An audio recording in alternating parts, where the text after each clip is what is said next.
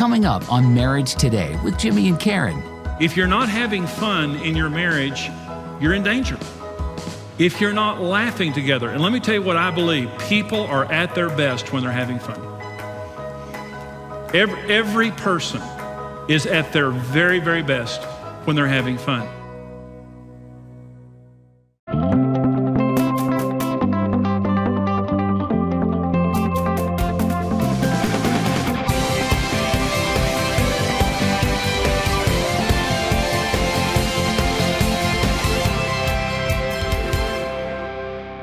You fall in love because you do fun things together. I mean, that's how we fall in love. And Karen and I remember when we started dating, we were not sexual. And so, in fact, we didn't date. Karen and I didn't kiss until the 11th date. Karen says it's the 7th because she was a lot more aggressive than me. But it was the 11th date before we kissed for the first time. But what I remember about dating Karen is how much fun it was. We fell in love finding fun stuff to do and going to do it. And that's how you stay in love. You stay in love by having fun. If you're not having fun in your marriage, you're in danger. If you're not laughing together, and let me tell you what I believe, people are at their best when they're having fun. Every person is at their very, very best when they're having fun. And so you want to have fun together. Now, this is USA Today, July 16, 2008.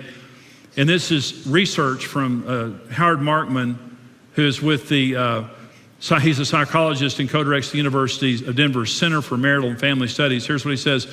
The more you invest in fun and friendship and being there for your partner, the happier the relationship will get over time. The correlation between fun and marital happiness is significant. So what they're saying is they've done a lot of studying on marriages, and you cannot separate fun from a good marriage. It's part and parcel. This is Thomas Bradbury from the University of California. He said, people in happy relationships generate fun activities, and as they keep generating these activities, it keeps their relationship strong and healthy and fresh. People in happy relationships generate fun activities. It's one of the most important things you do is to work at having fun.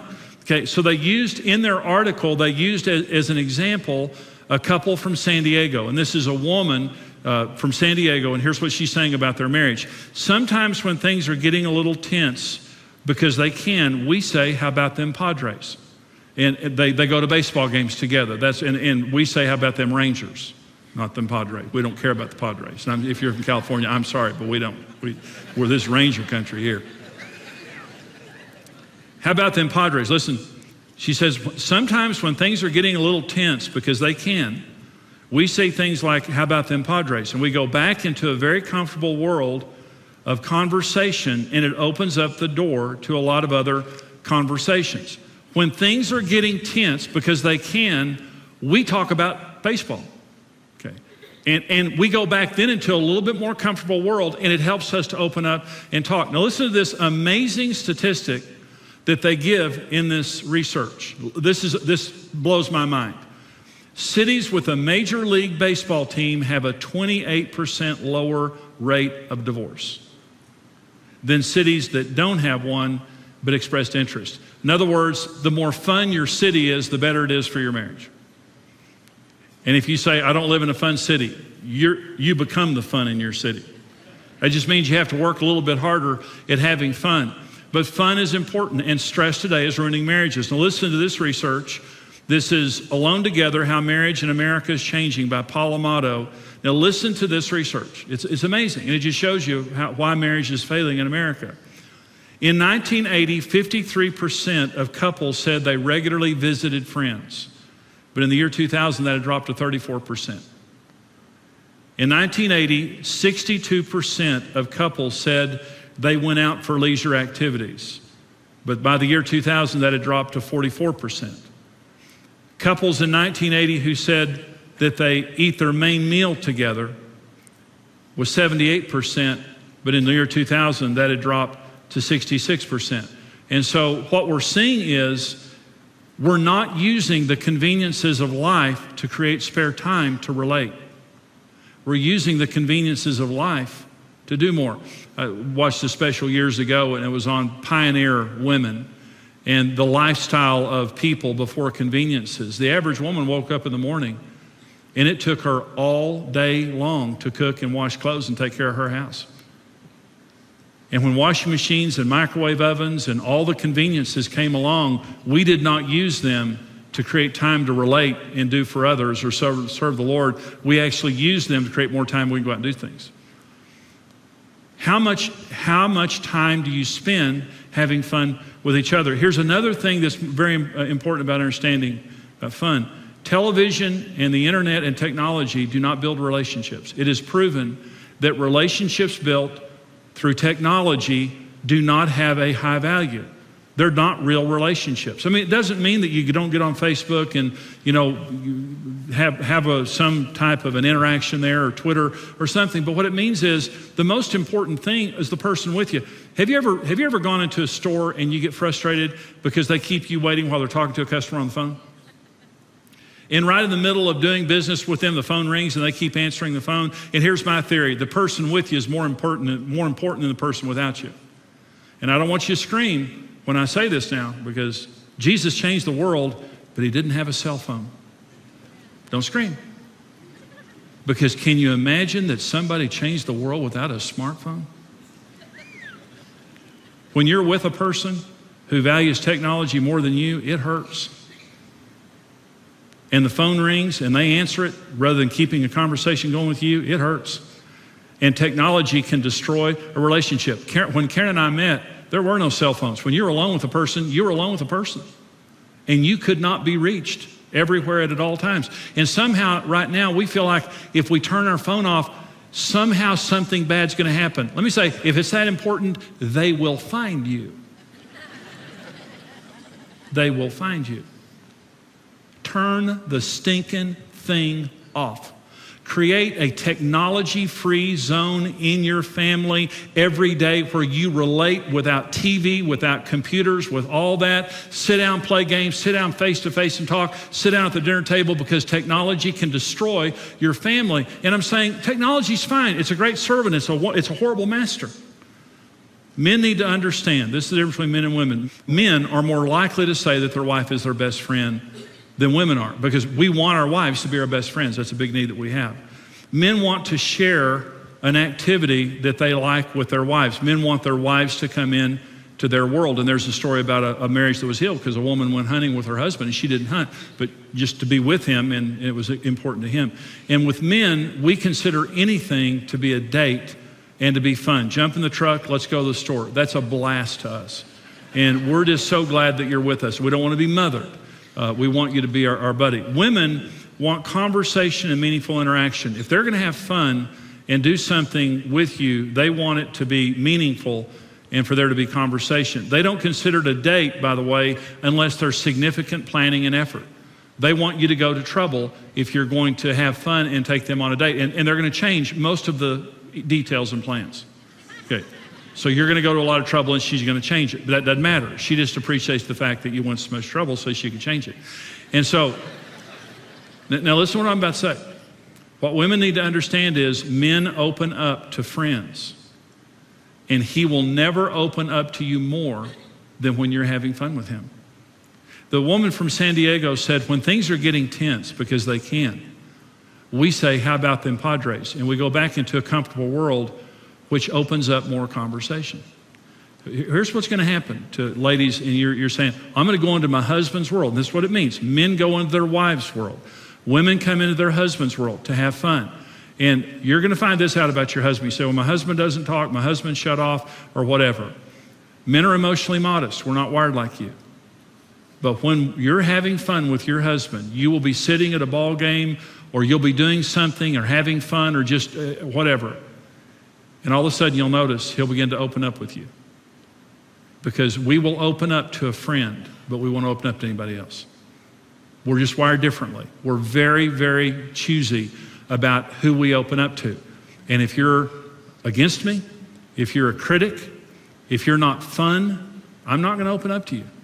But if you're my friend, I'm going to open up to you. So it's important. Here's what men need to understand. Your wife needs you to plan things in advance and consider her needs. The Bible says, love her like you would your own body, and that means sensitively. that you plan things, that you initiate things. In fact, that's what romance means.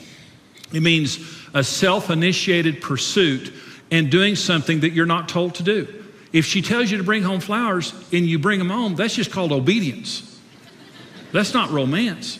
If you only do things when you're in trouble, that's just called crisis management. That's not romance. And so romance is, baby, when I'm not with you, I'm thinking about you. That's what romance means. When I'm not with you, I'm thinking about you. And it also means I'm studying you, and I'm going to do things preemptively to meet your needs. When you're with an unromantic person, it just means they don't think about you. Your well-being is just not one of their top agenda items. And again, it's hurtful. What couples need to understand, fun is an essential element in marriage. And here's what you can do to have fun. First of all, schedule it. You just say, Tuesday nights is our fun night. You can plan fun and just say, and Sunday nights is our family night. We're going to have fun together. That means we're turning off technology. We're going to go and do something, whatever we do. Budget and prioritize it. And fun fits any budget. Fun doesn't cost any money. And so if you have some money, fine. If you don't, you can have a lot of fun. Share ideas and go into each other's world. And you can alternate his nights and her nights. So you say, well, that might not be fun for me. Going to girl movies, it's not fun for me, but it's fun for Karen. And so I want her to have fun. So every now and then I go to a girl movie, which is absolute torture. But I do it. Search the newspaper for free things to do. Just open up the newspaper. Another thing you can do is walk through a sporting goods store until you find something that interests you. Just walk through a sporting goods store. If you're having trouble, you might not want to go in the gun section. And do things that make you laugh and talk. But I'm saying, listen to me, if you're not having fun together, your marriage is in trouble. You're in trouble. This is not an optional thing. And what they were saying in this research is people with good marriages generate fun activities. You're generating them. You're working at them. You're keeping these things happening, which is so critical. And the last is this. The most important thing in our marriage is God. And what that means is our marriage is not a piece of paper. It is a sacred covenant between us and God. There is not a piece of paper from the state of Texas keeping us together. There is the Spirit of God between us, and our faith in God is the most important things. And we're submitted to God. And what that means is Karen and I don't have a battle of wills in our marriage because neither one of us are the boss. Jesus Christ is the Lord of our marriage. We are not only submitted to Jesus, but His Word. When we're trying to solve a problem, we seek God for Him to speak to us, and the Word of God is the supreme authority above our marriage. And so that just means we don't have head-butting sessions. No, we used to before I was submitted to the Lord, but Jesus Christ is at the core of our marriage. Remember in the Garden of Eden, it wasn't Adam and Eve. It was Adam and Eve and God. God never intended for marriage to be between a man and a woman. It's between a man and a woman and Him. But when they rejected God, their marriage failed. And so the most important thing is to keep God in our marriage. And it also means we trust in God's power. And that means I don't have to change you. Once I've spoken the truth to you, I'm going to pray and God's going to change you, or God's going to change me, or God is going to solve our financial problems. Karen and I, if you don't pray, you're going to worry. And that worry is going to cause stress and you're going to fight. So Karen and I prayed on the way here tonight. We regularly pray. And we've prayed thousands of prayers over 40 years of marriage. And here's what we find. God is a faithful God, and He's more powerful than any problem we have. And when we join hands, well, the Bible says if two on earth would agree together as touching anything we ask, that's a married couple. A promise to every married couple that says if two on earth would agree as touching anything they would ask, I would do it. When you pray together, you become unified. When you pray together, you become God-focused. And when you pray together, you get peace and you're not stressed out. You don't fight, you get closer. The Spirit of God literally is the bond between us. I hope you enjoyed that teaching. You know, we love bringing this information to you. You know, you can succeed in marriage. All of us can succeed in marriage when we do it God's way. We just need the right information. And we really believe that this information is very important, you know, just to help you to grow in your marriage and to experience the marriage of your dreams. Right now, we want to put the full seminar into your hands. What you saw on today's program is just a very small part of a full seminar that I do called Sex, Love, and Communication.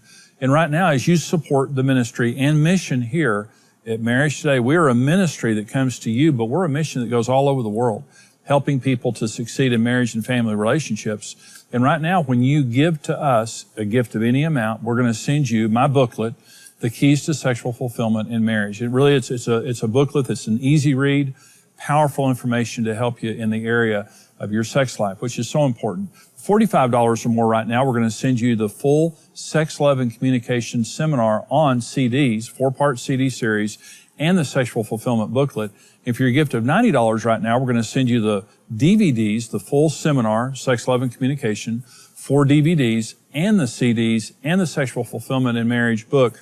Tremendous resources to help bless you, to help you grow in your marriage relationship. You know something, you might be listening to those or watching those or reading that booklet, and you may know somebody else that it might help, or you might get it for someone as a gift. So right now, we want you to get this information. Here's how you can get it. Sex, Love, and Communication. In this series, Jimmy Evans explains how these 3 work together to help you create a beautiful, passionate marriage.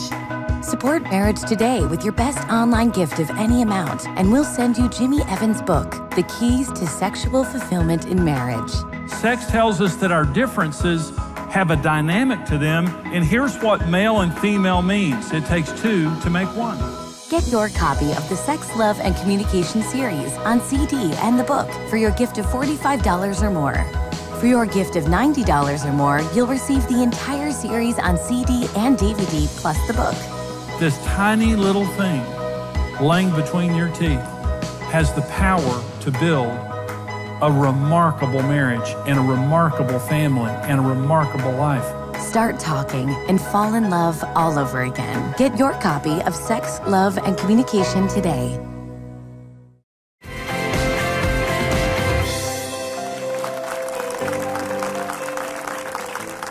Well, this program today, we're talking about the fun factor. We're talking about having fun in marriage, and it's such an incredibly important part of the marriage relationship. And the way that I say it is, without fun and sex, marriage is a business relationship, and it's a crummy business relationship. So our marriage needs to have a lot of fun in it, and to the degree that we're having fun, I mean, it's a big part of marriage. And so we have some questions from our viewers, and some of them are not having fun on these questions. So this is to you, Karen. It's Karen, my husband and I have nothing in common. We don't like the same things, and we've grown apart. How can we be close when we're total opposites? It's a good question. Yeah. Good question. Well, let's see. I guess you could get naked. Well, have goodness sex. gracious. Well, That would bring may not something fix in it, but it'll common. just get your attention off of it for a minute. But anyway, I mean, seriously, it is a good question, and it happens to all couples. I mean, you and I have gone through this where it's like, we just kind of lose the, and especially after you have kids, you start adjusting, you have to readjust yourself and find common ground, so kind of go back and maybe go on a date night and just have a discussion of what's the fun things, now that we could do. I was thinking the other day, maybe a fun game is put 5 different fun things to do in a jar, and then say once a week we're going to do one of these, and they draw them out, and they say let's go do this, and just make it something. Even if they end up not doing it forever, at least they can come back together with something. Well, and you fall in love because you find fun things to do and you go do them. That's how you date. I mean, let's go to the movies, let's go do this, let's go do this, and having fun. And working at having fun, you fall in love, but then you get married and the kids and work and bills and all that kind of stuff happen. And she said, we've grown apart. And that's interesting. We've grown apart. What happens is we drift apart. Right. You don't grow apart. You grow together. You drift apart. When you do nothing to work on your marriage and you do nothing to create fun and to create those opportunities, you naturally just drift apart. So you and I, we did that. And so what you do is you grow together. You work, just exactly what you said, Karen. Find fun things to do. You can just take the paper out sometimes and just find free fun things to do and go do them, Are you going to play bridge with me? No, I'm not. Do not play bridge. You'll play bridge alone. So, okay, question. My wife never wants to go to my softball games. It would be nice to have her there watching me. I have to go shopping with her, even though it's not my favorite thing. Okay, so he wants her to come Softball. To have softball. Yeah. Well, the thing I would say is I think that's great, for his wife to be there watching him play softball. It would be a good thing. He says, I have to go shopping with her. Okay. They need to find something they both enjoy. And she obviously doesn't like coming to softball. He obviously doesn't like to go shopping. But the whole thing is what do you both enjoy doing together? The other day I went to play golf and came with me. Okay?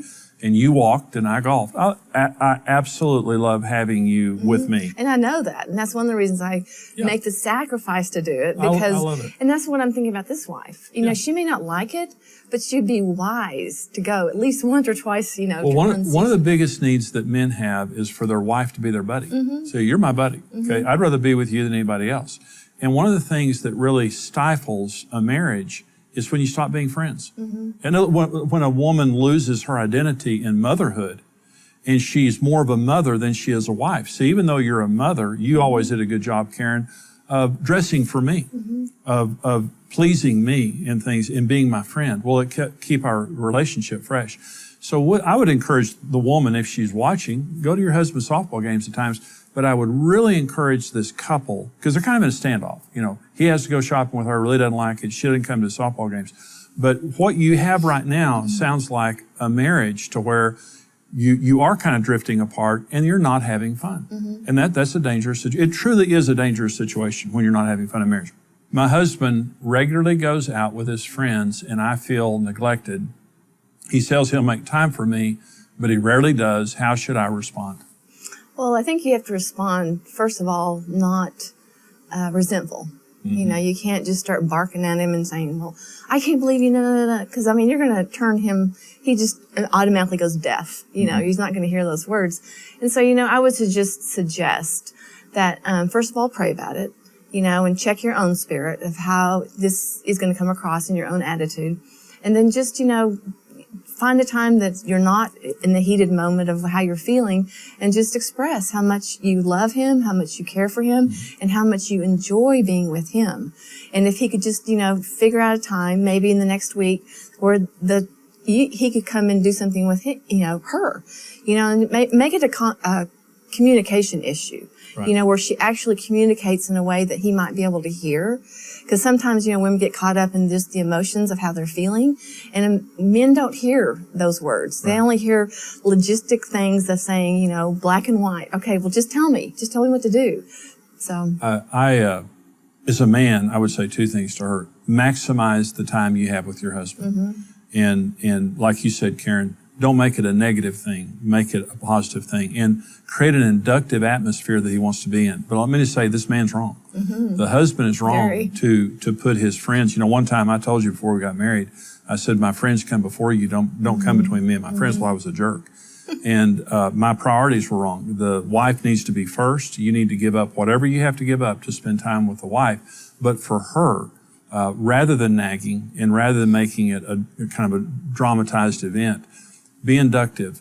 When he's home, meet his needs, be nice to him, and just tell him very clearly, I want you home. I'd rather you be here. Okay, one more question real quick. Okay, with 2 full-time jobs, raising a family, and limited income, it's hard to make time for a marriage. Do you have any advice on how we can have more fun together? Yeah, and the thing is, sometimes you just have to downsize. You say we both have jobs or whatever. If you both have jobs, which is great, I completely understand that. You have children and all those things. Say no to anything you can say no to, but don't say no to your marriage. And sometimes the reason that you have to have 2 jobs sometimes is because you're just spending too much.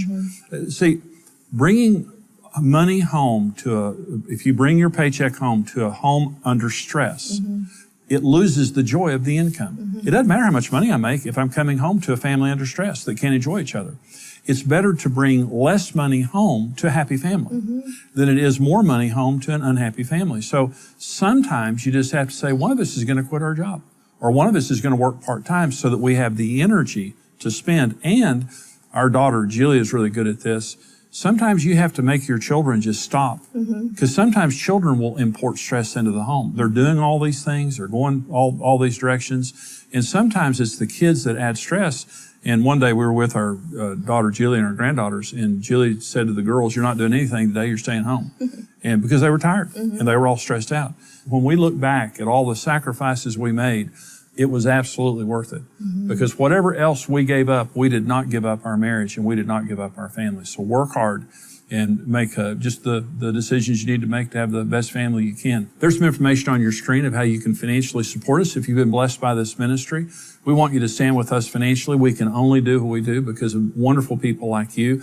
There's a web address on your screen, a telephone number, and also our address. You can call, you can go on our secure website, or you can mail your gift in. But please stand with us financially as we help people and families in need. God bless you. We have some more information for you, so watch this.